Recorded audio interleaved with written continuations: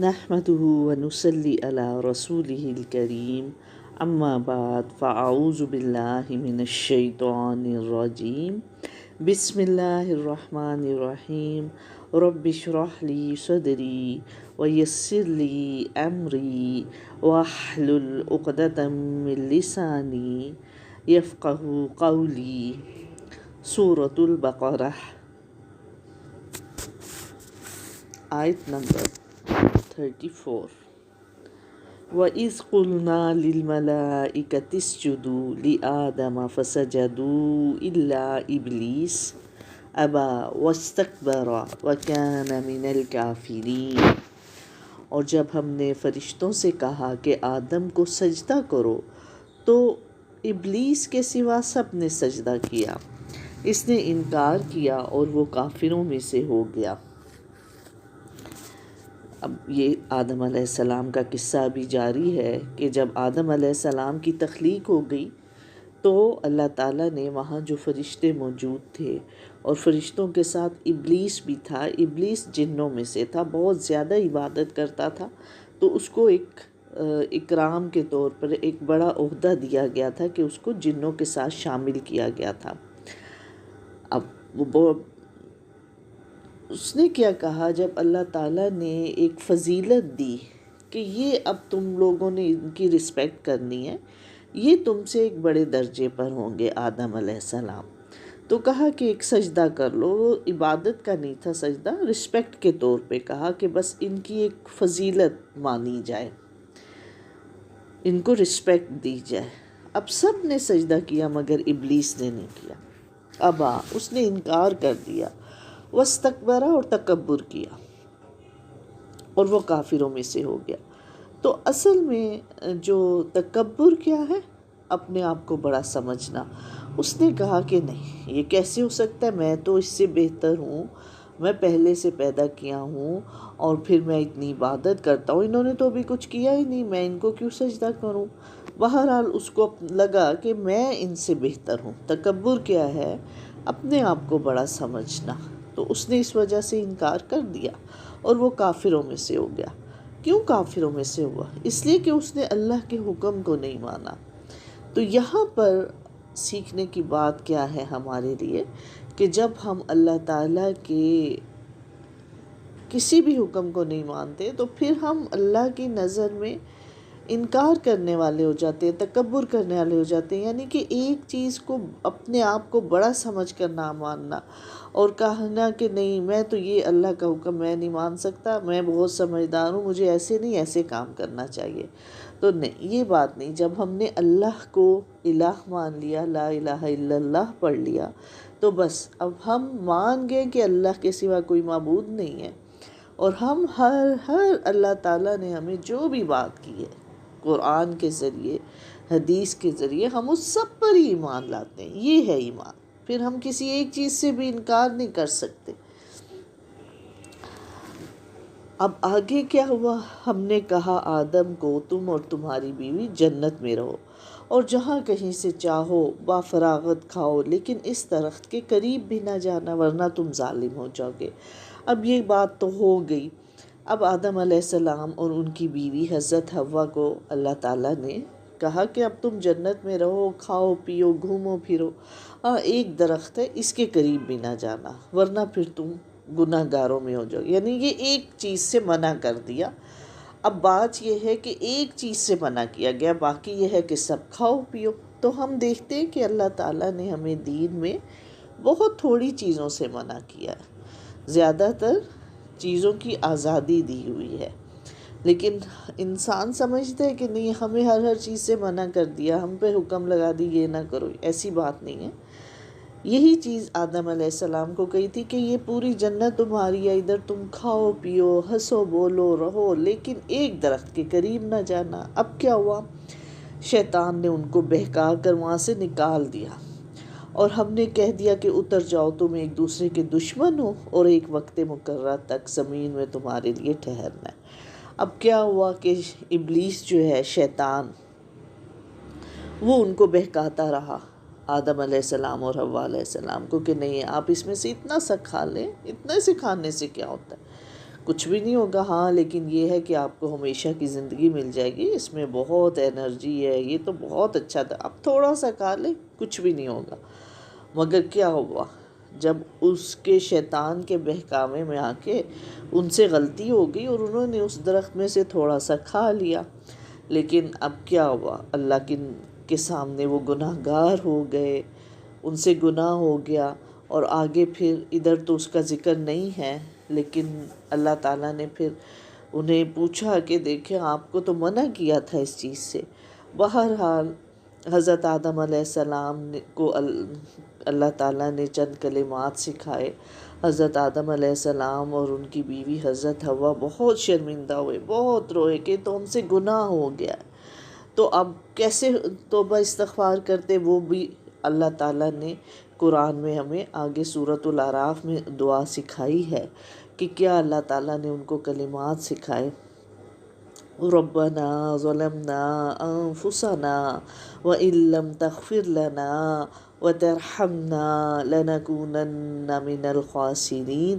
یہ دعا اللہ تعالیٰ نے انہیں سکھائی کہ آپ یہ دعا پڑھیں اور اپنے گناہ کی معافی مانگ لیں۔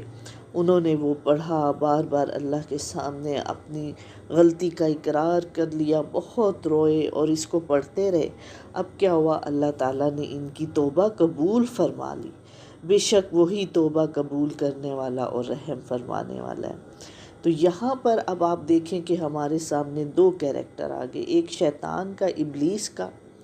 ابلیس نے بھی ایک ہی سجدے سے انکار کیا، اور لیکن آدم علیہ السلام نے بھی ایک بات سے انکار کر دیا، غلطی تو دونوں سے ہوئی۔ اب ایک کیریکٹر ابلیس کا ہے، ایک ہے آدم علیہ السلام کا۔ غلطی ابلیس نے بھی کی، غلطی آدم علیہ السلام نے بھی کی۔ دونوں میں فرق کیا ہے کہ ابلیس کو جب اللہ تعالیٰ نے پوچھا کہ تم نے یہ کام کیوں نہیں کیا، تو وہ تکبر کرنے لگا، وہ کہنے لگا میں تو اس سے بہتر ہوں، میں یہ ہوں۔ اس نے اپنی غلطی نہیں مانی۔ اب وہی غلطی جب آدم علیہ السلام سے ہوئی، اللہ تعالیٰ نے انہیں ایک چیز سے منع کیا، انہوں نے وہ کر لیا اور انہوں نے پوچھا، تو اب وہ شرمندہ ہو گئے اور پھر توبہ استغفار کرنے لگ گئے۔ اللہ تعالیٰ نے ان کی توبہ قبول فرما لی۔ تو یہاں سے سیکھنے کی کیا بات ہے کہ اللہ کے جو نیک بندے ہوتے ہیں ان سے بھی غلطیاں ہو جاتی ہیں، ان سے بھی گناہ ہو جاتے ہیں، لیکن ان میں اور شیطان میں، ان میں اور ابلیس میں کیا فرق تھا کہ ابلیس اور جو گندے لوگ ہوتے ہیں، جو برے لوگ ہوتے ہیں، ابلیس کے ساتھی ہوتے ہیں، جب ان سے غلطی ہوتی وہ اکڑ جاتے ہیں، آرگیو کرتے ہیں، ڈھٹائی کرتے ہیں کہ ہاں ہم نے تو اس وجہ سے کر لیا تھا، ہم تو اس طرح ہو گئے تھے۔ لیکن جو نیک بندے ہوتے ہیں، جب انہیں پتہ چل جاتا ہے نا کہ ہم سے غلطی ہو گئی، ہم سے ایک اللہ کے حکم اللہ نے ایک حکم دیا تھا، ہمیں وہ نہیں کرنا چاہیے تھا، ہم نے کر لیا، تو پھر وہ شرمندہ ہو کے معافی مانگتے ہیں اور اللہ تعالیٰ ان کو فوراً معاف کر دیتے ہیں۔ اس لیے ہم نے کیا اس بات سے سیکھا کہ جب بھی غلطی تو ہر ایک سے ہوتی ہے، بڑوں سے بھی ہوتی، چھوٹوں سے بھی ہوتی، نہ چاہتے ہوئے بھی ہو جاتی ہے، بعض اوقات جان بوجھ کر ہو جاتی، لیکن جب اس کا احساس ہو جائے بس پھر اس کے آرگیو نہ کریں، اس کی لاجکس نہ پیش کریں، ہاں اس طرح ہم نے کر دیا، ایسے ہو گیا، نہیں، فوراً اس کو مان کے اللہ سے توبہ استغفار کر لیں۔ کسی انسان سے غلطی ہوئی ہے، اس سے فوراً سوری کر لیں، پھر اللہ سے بھی معافی مانگ لیں۔ تو یہ ہے ایک طریقہ اللہ تعالیٰ کی رحمت کو حاصل کرنے کا کہ تم سے اب غلطیاں تو ہوں گی، لیکن یہ ہے کہ تم توبہ استغفار کر لیا کرو تو اللہ معاف فرمانے والا ہے۔ اور پھر توبہ استغفار میں کیا ہے کہ ایک تو اس پہ شرمندہ ہونا، جو غلطی ہو گئی ہے اس کے لیے سوری کرنا، پھر دوبارہ وہ کام کو نہ کرنے کا عہد کرنا، کوشش میں لگے رہنا کہ مجھ سے دوبارہ نہیں، اگر غلطی سے کبھی دوبارہ ہو گیا پھر دوبارہ توبہ کر لینا، پھر نئے سرے سے کوشش میں لگ جانا کہ بس مجھے اب آئندہ یہ نہیں کرنا۔ اب کیا ہوا، ہم نے کہا تم یہاں سے چلے جاؤ، اب سب کو نیچے اتار دیا، قُلْنَا اهْبِطُوا مِنْهَا جَمِيعًا، وہ جو سب تھے نا، آدم علیہ السلام، حوا علیہ السلام، ابلیس، سب کو کہا اب تم نیچے چل، کیونکہ یہ اب تم آپس میں ان کی ٹسل شروع ہو گئی ہے، یہ آدم علیہ السلام کو جو بات اللہ تعالیٰ حکم دیں گے، ابلیس ان کو ماننے نہیں دے رہا، ان کو وسوسے ڈالتا ہے، ان کو غلط راستے. تو اب یہ جنت ایسا گھر نہیں، جنت تو بہت سلامتی کا گھر ہے، وہاں کوئی لڑائی جھگڑا نہیں ہوگا، کچھ نہیں ہوگا. اس لیے اب تم یہاں سے نیچے اتر جاؤ، اب زمین میں ٹھکانہ تمہیں دیا ہے، وہاں رہو. ہاں، جب کبھی تمہارے پاس میری ہدایت پہنچے گی، اس کی تابعداری جو کرے گا، جو اس کو مان لے گا، اس میں کوئی خوف نہیں ہوگا، نہ وہ غمگین ہوں گے. اور جو ہماری آیات کو جھٹلائے گا وہ پھر جہنم میں رہیں گے ہمیشہ ہمیشہ. تو اب وہ جنت جو کہ پہلے تو بغیر کسی محنت کے مل گئی تھی، اب اس کے لیے ہم نے محنت کرنی ہے کہ ہم سب کو اب اللہ نے زمین میں ٹھکانہ دیا اور کہا یہاں ہم نہ تمہیں صرف تمہاری ضرورتیں کھانے پینے کی، کپڑوں کی، رہنے سہنے کی دیں گے، بلکہ تمہیں ہدایت بھی دیتے رہیں گے، میں اپنی آیات بھی تم تک پہنچاؤں گا. اب جو ان آیات کو مان لے گا، تلاوت کرے گا، سمجھے گا، پڑھے گا، اس کو مانے گا، اس کے مطابق زندگی گزارے گا، وہ تو جو زندگی گزار کے میرے پاس آئے گا وہ تو جنت اس کو مل جائے گی. لیکن جس نے ان آیات کو نہ مانا، تو یہ قرآن جیسے ہمارے پاس آیات کی شکل قرآن ہے، آیات کی شکل میں، اب ہم اس کو پڑھیں، سمجھیں، اس پر عمل کریں تو انشاءاللہ پھر وہی جنت جو ہم سے چھین گئی تھی ہمیں انشاءاللہ ملے گی. لیکن جس نے سن کے انکار کر دیا، اپنے آپ کو بڑا سمجھا، اللہ کی بات کو نہ مانا، وہ پھر جہنم میں رہے گا. تو یہاں پر آدم اور ابلیس کا قصہ ختم ہو گیا. آگے بہت زیادہ قرآن میں کافی دفعہ یہ آئی ہے سٹوری، مختلف طریقے سے آئی، انشاءاللہ ہم اس کو سمجھیں گے. اس میں جو ہمیں سمجھنے کی باتیں ہیں وہ دیکھیں. ایک تو فرشتوں کا طرز عمل ہے کہ فرشتوں نے بھی اللہ کی بات پر ایک سوال کیا، لیکن جب اللہ نے انہیں سمجھا دیا انہوں نے فوراً مان لیا، آگے سے آرگیو نہیں کیا.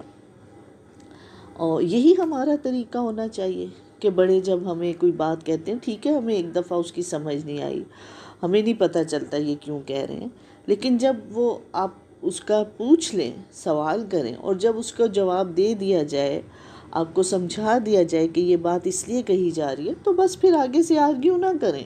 پھر یہ اچھے جو بندے ہیں، اچھے لوگ ہیں، ان کو یہ اپنے بڑوں کی بات مان لیں، اپنے پیرنٹس کی، اپنے ٹیچرز کی، کہ ایک دفعہ آپ کو جیسے سمجھا دیا اس طرح کر لیں، اسی میں کامیابی ہے.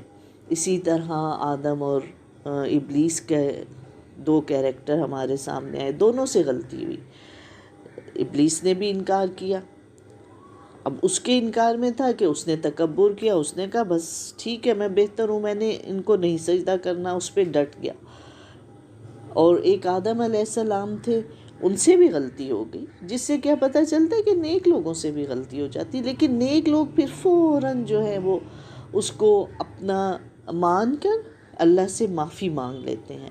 تو یہی آدم علیہ السلام نے کیا، اور پھر اللہ نے جو انہیں دعا سکھائی، ربنا ظلمنا انفسنا وان لم تغفر لنا وترحمنا لنکونن من الخاسرین، کہ اللہ ہم نے تو اپنی جانوں پر ظلم کر لیا، یہ گناہ کر کے ہم نے اپنی جانوں پہ ظلم کر لیا، اور اگر تو نے ہمیں معاف نہ کیا اور ہم پر رحم نہ فرمایا تو ہم تو خسارہ پانے والوں میں سے ہو جائیں گے، ہمیں بہت بڑا لاس ہو جائے گا. تو جب بھی ہم سے بھی کوئی غلطی ہو ہمیں بھی یہ دعا پڑھنی چاہیے، اس کو زبانی یاد بھی کر لیں.